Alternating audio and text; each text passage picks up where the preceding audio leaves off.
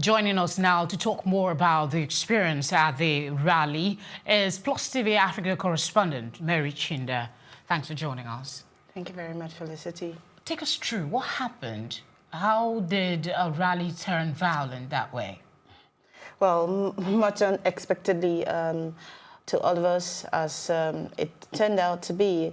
It was a beautiful rally. A lot of people had gathered, and there were a lot of jubilation. I mean, party people from all across the state, and we're all waiting for the incumbent governor and the party's candidates to show up. And as soon as the governor began to speak, then the violence erupted just behind us, because we were all at the journalist stand, and you know it was a football field, and it was really rowdy. But then it was unusual. The eruption was quite unusual. Before we knew what was happening, you know, we had gunshots.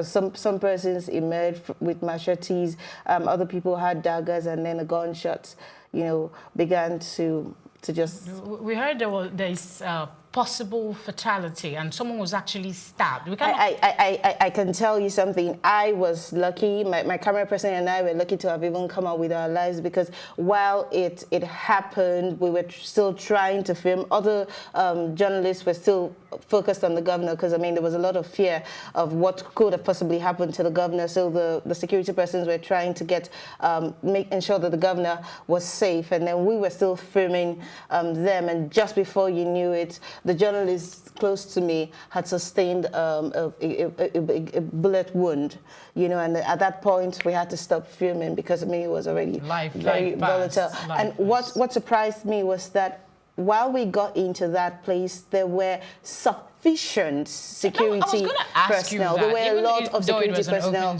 I mean, you would not believe that such a thing would happen. But then this again takes me back to 2018, when we also had issues, you know, of casualties at the APC Congress right here in Lagos. So it's something. I don't want to say it's something that it's a recurring decimal, but I think that it's something that should leave all of us worried. The presidential elections are just a few days or weeks away, and we really should get worried about this. I mean, what are your thoughts about the dangers that journalists face, especially in scenarios like this? You're pointing out that this seems to be a recurrent decimal, violence and all of that.